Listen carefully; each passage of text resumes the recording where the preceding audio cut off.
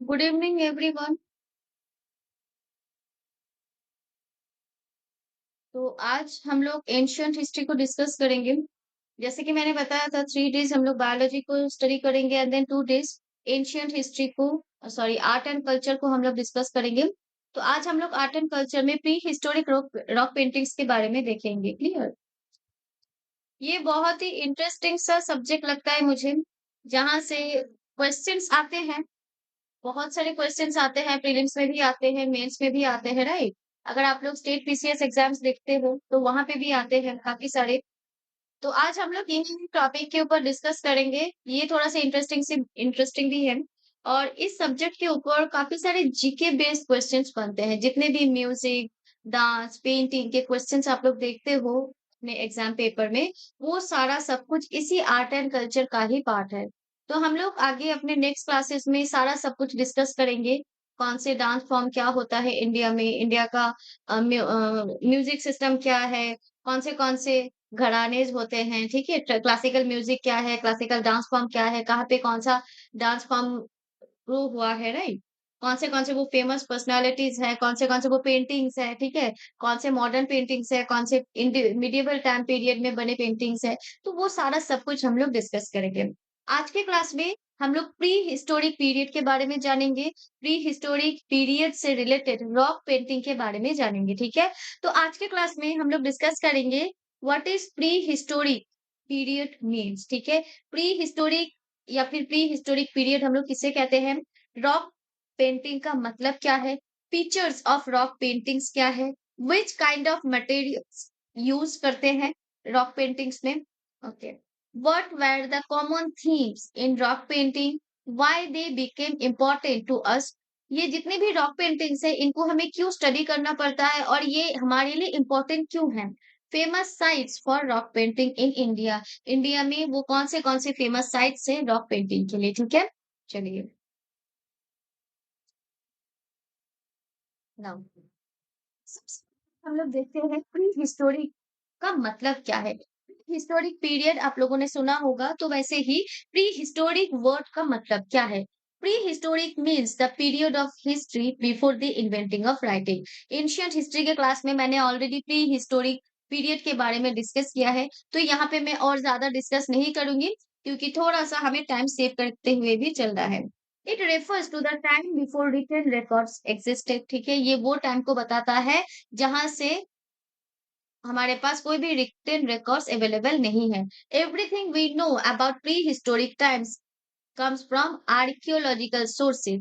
Pre historic period के बारे में हमें कुछ भी पता चलता है, वो सब कुछ आर्कियोलॉजिकल सोर्सेज के थ्रू ही हमें पता चला है, like tools, bones, cave paintings and fossils. Clear? This period includes stone age, chalcolithic age, ठीक है? और स्टोन एज में भी तीन वेरिएशन हमें देखने को मिलता है, तीन पार्ट्स हमें देखने को मिलता है, palaeolithic age, mesolithic age and neolithic age. Clear?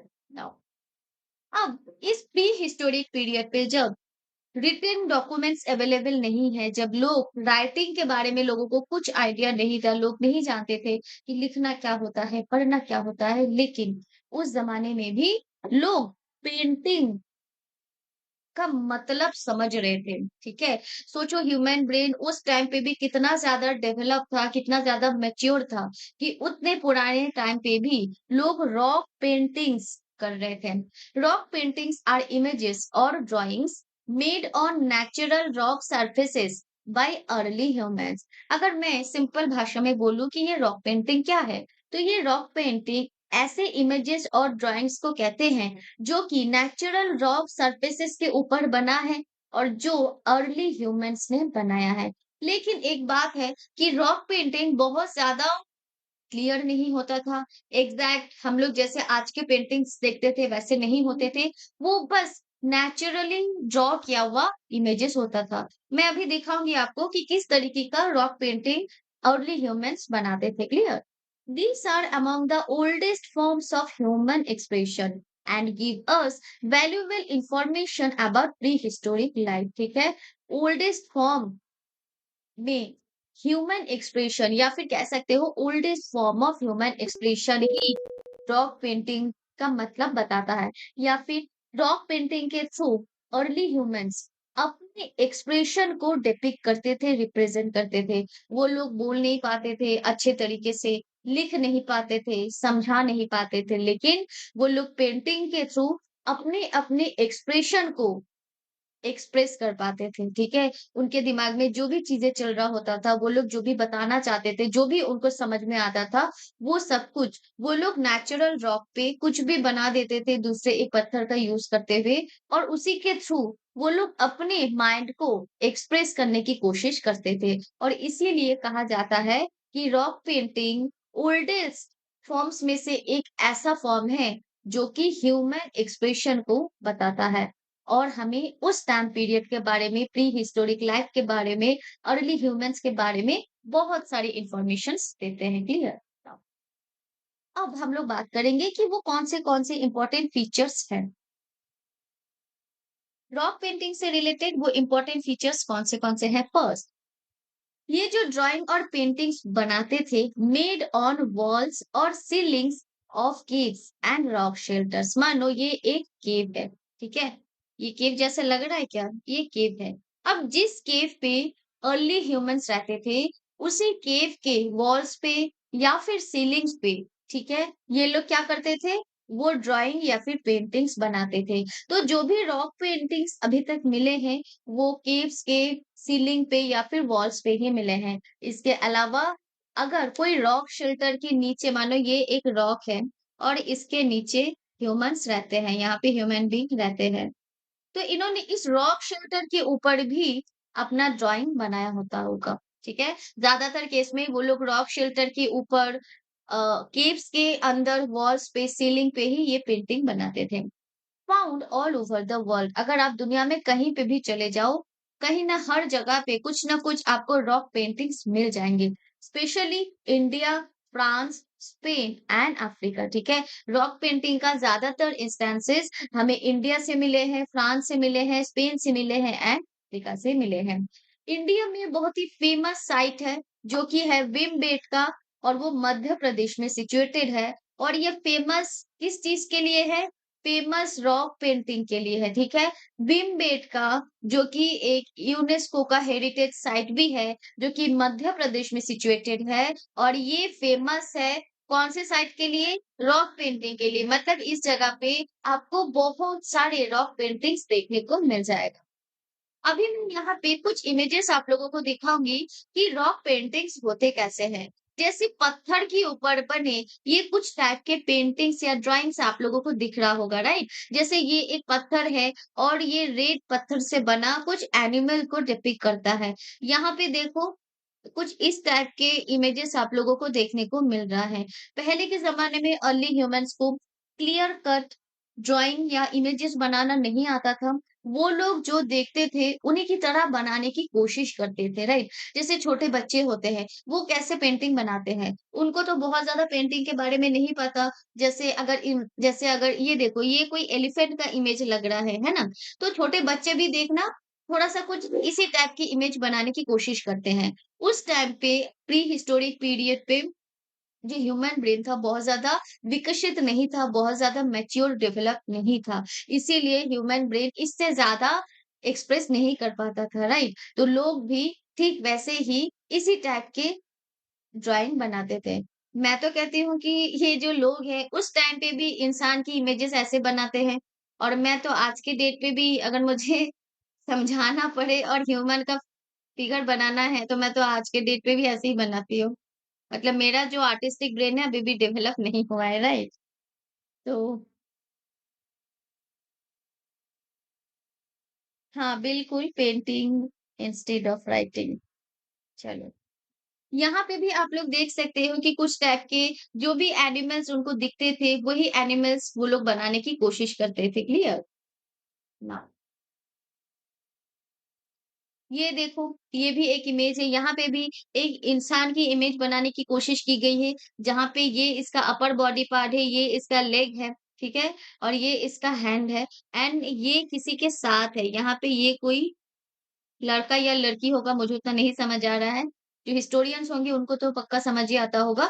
तो पहले के अर्ली पीपल कुछ इस तरीके से पेंटिंग करते थे, कुछ इस तरीके से ड्राइंग करते थे, ठीक है? ये हम लोग एकदम अर्ली फेज़ को डिस्कस कर रहे हैं। अब बात आता है कि ये कौन से मटेरियल को यूज़ करते थे ड्राइंग करने के लिए, पेंटिंग बनाने के लिए? सबसे पहले ये लोग नेचुरल कलर्स यूज़ करते थे।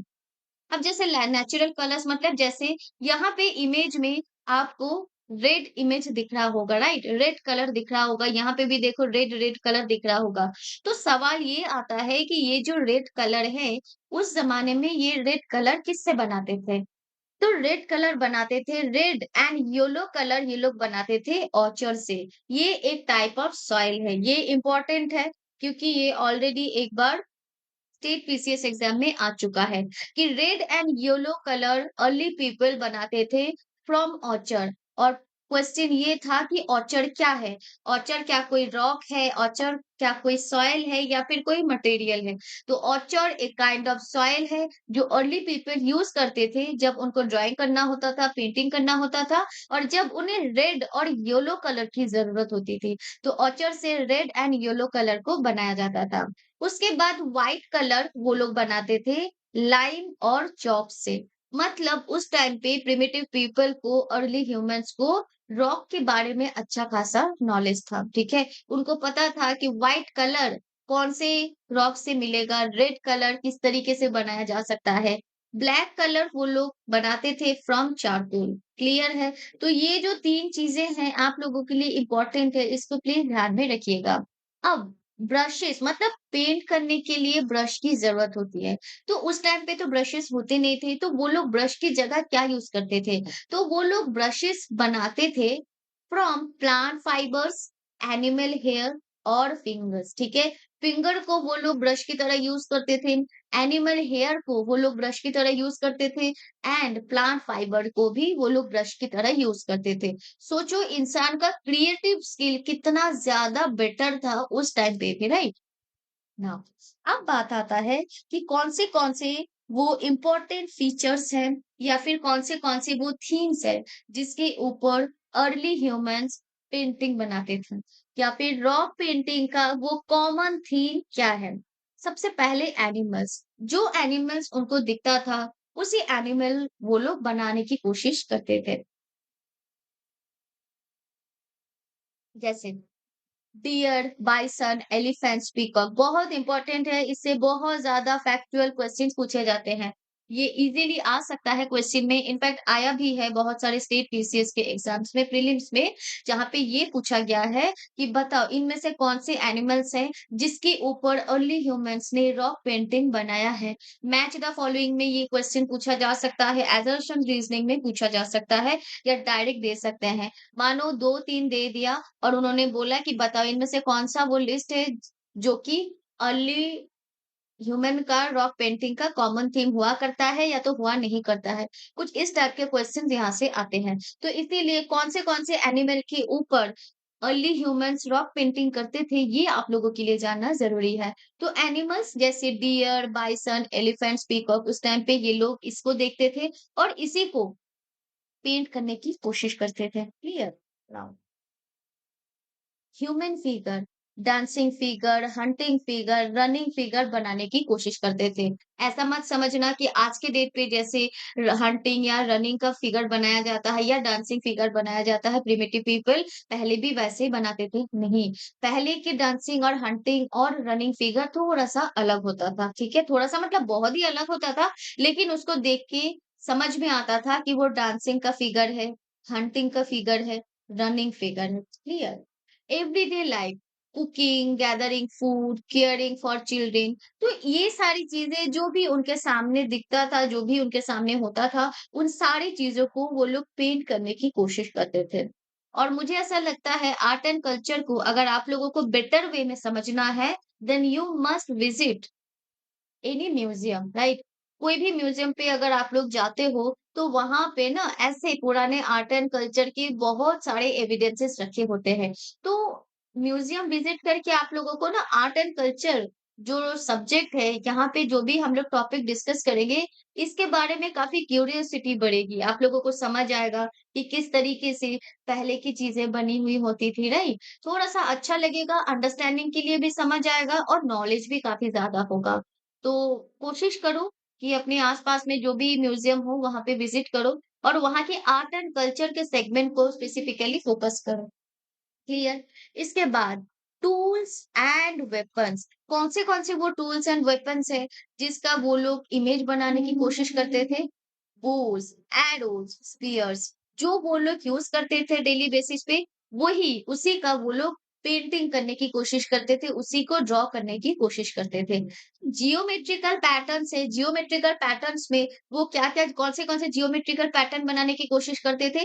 सबसे पहले सर्किल, उनको सर्किल बनाना आता था, उनको डॉट्स बनाने आते थे, ठीक है? बहुत इम्पोर्टेंट है और इम्पोर्टेंट है कि उनको लाइन बनाना भी आता था। मतलब उनका जो मतलब वो लोग हाथ से फिंगर से पेंटिंग करते थे। मतलब उनका फिंगर उतना ज़्यादा मज़बूत बन चुका था कि वो लोग आराम-आराम से सर्किल को ड्रॉ कर पा रहे थे, लाइन्स को बना पा रहे थे। जैसे छोटे बच्चे होते हैं, जब वो लोग छोटे होते हैं, उनके फिंगर्स इतने ज़्यादा स्ट्रॉन्ग नहीं होते हैं, है ना? तो इसीलिए वो लोग इज़िली सारे पेंटिंग नहीं कर पाते हैं, इमेजेस या फिर पैटर्न्स नहीं बना पाते हैं। ठीक वैसे जो अर्ली ह्यूमन्स थे मतलब तब उनका शरीर का हर एक हिस्सा बहुत ज़्यादा स्ट्रॉन्ग नहीं था, लेकिन उनका फिंगर, उनका हैंड इतना ज़्यादा मजबूत बन चुका था कि वो लोग इज़िली कोई भी ड्राइंग बना पा रहे थे। क्लियर है? जियोमेट्रिकल पैटर्न में सर्कल, डॉट्स, लाइन्स ये सब इज़िली बना पाते थे। ये देखो एक ऐसा इमेज मिला है, जहाँ पे देखो ये देख के आप लोगों को क्या लग रहा है, किस चीज़ का इमेज हो सकता है ये?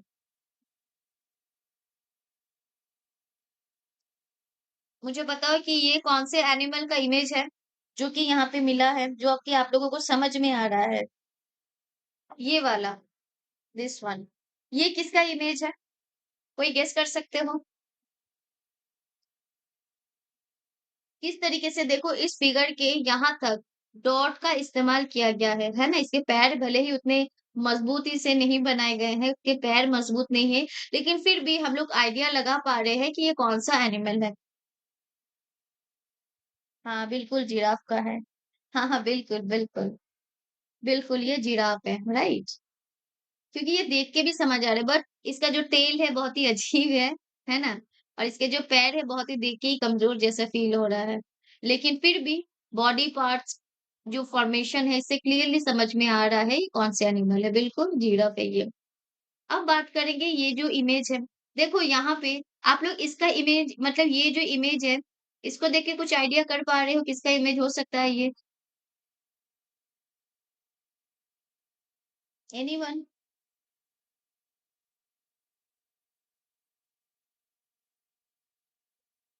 ये सब समझाने का मतलब यही है कि उस टाइम पे लोग कुछ इस तरीके की इमेज बनाते थे, इस तरीके का ड्राइंग और पेंटिंग करते थे। क्लियर कट नहीं बनाते थे, लेकिन इतना बनाते थे कि दूसरे लोगों को समझ में आ रहा है कि ये बुल के बारे में बताने की कोशिश कर रहे हैं या जिराफ को बताने की कोशिश कर रहे हैं, है ना? हाँ, बिल्कुल। ये मैन नहीं है, ये कैसे मैन हो सकता है? मैं तो इसके बारे में बात कर रही हूँ। यस, ये बफेलो होगा। हाँ, और ये जो यहाँ पे 3 लोग हैं, ये अर्ली ह्यूमन्स हैं। इनकी इमेज देख के तो यही समझ में आ रहा है ना? और यहाँ पे भी देखो कुछ इमेज है। ये शायद कोई गर्ल की इमेज लग रहा है।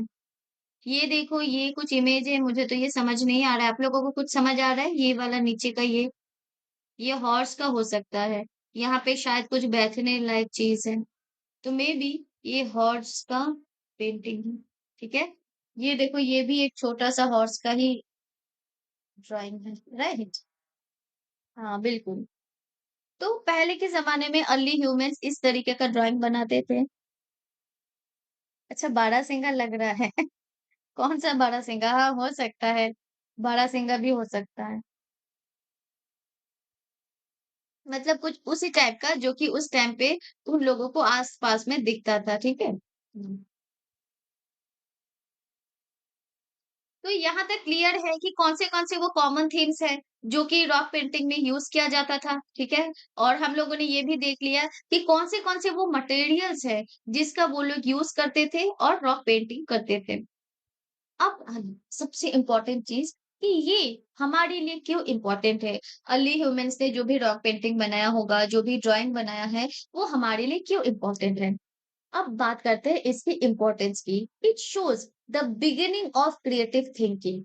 ठीक है, बिगिनिंग मतलब क्रिएटिव थिंकिंग का बिगिनिंग कैसा हो सकता था या फिर कैसा था, ये बताने के लिए रॉक पेंटिंग इम्पोर्टेंट है। ठीक है, मतलब बिगिनिंग से ह्यूमन बीइंग का क्रिएटिव थिंकिंग किस लेवल का था, इंसान कैसे सोचता था, इंसान कैसे क्रिएट करता था। ठीक है, तो ये सारी चीजें हमें रॉक पेंटिंग से, अर्ली पेंटिंग से समझ में आता है।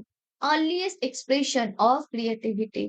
क्रिएटिविटी की जो दुनिया है आज के डेट पे, आप सबको पता है कि लोग क्रिएटिविटी में कितना कुछ बनाते हैं, और ये क्रिएटिविटी का अर्लीस्ट एक्सप्रेशन था। तो इसके लिए भी ये इम्पोर्टेंट है। Offer a glimpse into the lifestyle, beliefs and surroundings of prehistoric people.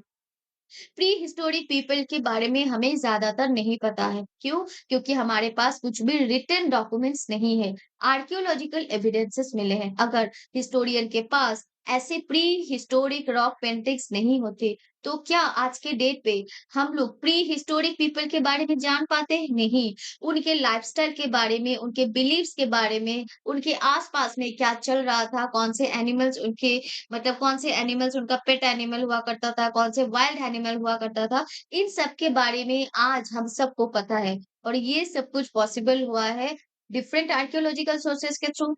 Accept करती हूँ, बट रॉक पेंटिंग भी एक बहुत ही इम्पोर्टेंट हिस्सा है, जिसकी वजह से हम सबको अर्ली पीपल का, प्री हिस्टोरिक पीपल का लाइफस्टाइल, बिलीफ और समाज के बारे में बहुत सारी इंफॉर्मेशन देता है। ठीक है, एक हमें वहाँ के बारे में, उस टाइम सोसाइटी कैसा था, लोग किस तरीके से बिहेव करते थे, उनका मेंटल कंडीशन कैसा हुआ करता था, ह्यूमन ब्रेन का कितना डेवलपमेंट हुआ था, क्या ग्रोथ हुआ था, ये सब कुछ हमें इस प्री हिस्टोरिक पेंटिंग से, रॉक पेंटिंग से समझ में आता है। They had art, culture and communication. Historic rock painting से हमें ये भी पता चलता है कि अर्ली पीपल के पास एक strong art, culture and communication का सेंस भी था। ठीक है, अर्ली पीपल है तो क्या हुआ, उस टाइम पे भी लोगों का मतलब लोग आर्ट के बारे में जानते थे, समझते थे। लोगों के पास अपना खुद का एक कल्चर था। लोग कम्युनिकेट करते थे और कम्युनिकेट करने की कोशिश भी करते थे। जैसे ड्राइंग हो गया, म्यूजिक हो गया, पोएट्री हो गया, कोई भी लिटरेचर हो गया, ये सब क्यों? ये सब तो कम्युनिकेट करने का ही एक वे है ना, एक प्रोसेस है जिसके थ्रू कोई एक इंसान पूरे समाज के साथ कम्युनिकेट करना चाहता है। तो जो भी रॉक पेंटिंग बनाते थे, वो खुद भी कम्युनिकेट करना चाहते थे टू अदर पीपल। ठीक है? Early humans lived in groups, hunted animals and performed rituals. इन रॉक पेंटिंग्स के थ्रू हमें ये पता चला है कि अर्ली ह्यूमन्स ग्रुप में रहते थे, वो लोग एनिमल्स को शिकार करते थे एंड परफॉर्म डिफरेंट रिचुअल्स, और वो लोग रिचुअल्स भी परफॉर्म करते थे। क्योंकि आने वाले टाइम पे आप लोग देखोगे कि बहुत सारे रॉक पेंटिंग ऐसे मिले हैं जहां से हमें अलग अलग रिचुअल्स के परफॉर्मिंग सीन्स देखने को मिला है।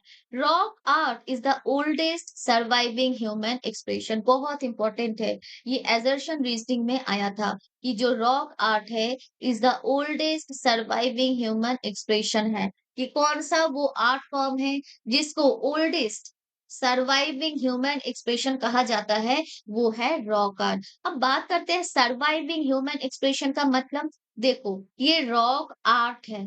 आर्ट का मतलब होता है एक्सप्रेशन, ह्यूमन एक्सप्रेशन। तो सर्वाइविंग का मतलब कि जैसे इतने टाइम पीरियड के बाद भी आज के डेट में हमारे पास रॉक आर्ट है। भीमबेटका में चले जाओ तो वहां पे आपको बहुत सारे रॉक पेंटिंग्स देखने को मिल जाएगा। मतलब इतने सारे क्लाइमेटिक कंडीशंस होने के बावजूद, मतलब प्लेनेट का इतना सारा चेंज हुआ है, राइट? इतने सारे टाइम पीरियड के बाद भी आज के डेट पे जो रॉक आर्ट है वो स्टिल सरवाइव कर रहा है। तो इसीलिए कहा जाता है कि जो रॉक आर्ट है is the oldest surviving human expression है। क्योंकि अगर आज के डेट पे आप एक कॉपी के ऊपर, एक किंबा कैनवस के ऊपर आप एक पेंटिंग बनाओ, क्या वो 100 साल बाद ठीक रहेगा? नहीं, खत्म हो जाएगा, है ना? बैक्टीरिया उसको खा सकते हैं, कुछ भी पानी से, हवा से वो खत्म हो सकता है। लेकिन रॉक के ऊपर बनाई गई ये आर्ट हज़ारों साल से आज के डेट पे भी सर्वाइव कर रहा है। तो इसीलिए रॉक आर्ट को ओल्डेस्ट सर्वाइविंग ह्यूमन एक्सप्रेशन कहा जाता है, राइट? हाँ। It helps understand the socio-cultural evolution of humans. Rock art से हमें सोशियो कल्चरल इवोल्यूशन भी समझ में आता है कि किस तरीके से समाज में मतलब कि किस किस तरीके से समाज में सोशल इवोल्यूशन हुआ है, सोशियो कल्चरल इवोल्यूशन हुआ है ह्यूमन बीइंग्स का, तो ये भी हमें समझ में आता है। क्योंकि जैसे-जैसे आप लोग देखोगे कि प्रिमिटिव पीपल अर्ली फेज़ में जो ड्राइंग बनाते थे, वो कुछ इस तरीके से बनता था। उसके बाद लोग बड़े-बड़े इमेज बनाने लगे। उसके बाद लोगों का जो इमेज बनाने का जो पैटर्न था, जो स्टाइल था, वो थोड़ा-सा चेंज होने लगा और मतलब जैसा दिखता था, वैसे ही वो लोग बनाने की प्रॉपर कोशिश करते हैं। तो through out the time paintings में, इमेजेस में काफ़ी ज़्यादा इवोल्यूशन देखने को मिला है।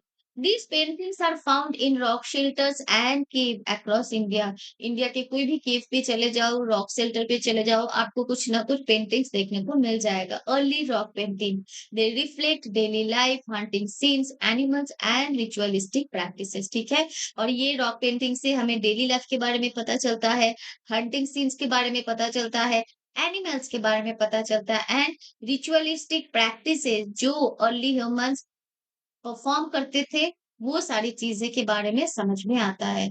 यहाँ पे भी ये एक इमेज है, जहाँ पे देखो एक साथ कुछ इस तरीके का इमेज है, जहाँ पे सबके हाथ एक साथ लगे हुए हैं, सटे हुए हैं, है ना?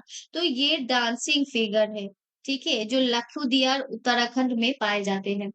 लाखोदियार उत्तराखंड में एक ऐसा रॉक के ऊपर बना इमेज पाया गया है, ठीक है? जो कि डांसिंग फिगर को बताता है। अब हम लोग देखेंगे कि कुछ फेमस साइट है रॉक पेंटिंग का इंडिया में। फर्स्ट भीमबेटका जो कि मध्य प्रदेश में है, जो कि यूनेस्को का वर्ल्ड हेरिटेज साइट है। बहुत इम्पोर्टेंट है, ये बहुत ज़्यादा इम्पोर्टेंट है कि कौन-सा वो साइट है, जहाँ पे रॉक पेंटिंग पाए जाते हैं इंडिया में। मैच द फॉलोइंग में बहुत आता है, भीमबेटका फर्स्ट, सेकंड लखुदिया जो कि उत्तराखंड में है। यहाँ से भी काफ़ी सारे रॉक पेंटिंग्स डिस्कवर किए गए हैं। उपगल्लू, पिकलिहाल, तेक्कालकोट्टा जो कि कर्नाटका में सिचुएटेड एरियाज़ है जहाँ से रॉक पेंटिंग्स मिले हैं। चित्रकूट, मिर्ज़ापुर जो कि यूपी में सिचुएटेड है।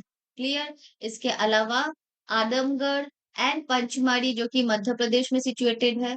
तो ये कुछ एरियाज़ है, ये कुछ साइट्स है, जहाँ से रॉक पेंटिंग को डिस्कवर किया गया है। ठीक है? ये इमेज है, इसके थ्रू भी आप लोग कर सकते हो।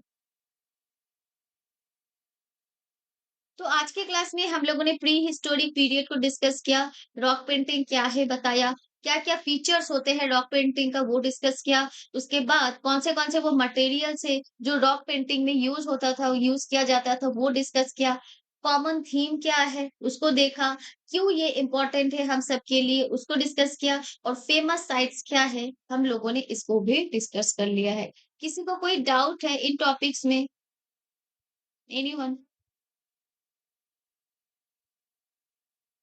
ठीक है। तो ये क्लास हम लोग यहीं पे एंड करते हैं। Thank you so much.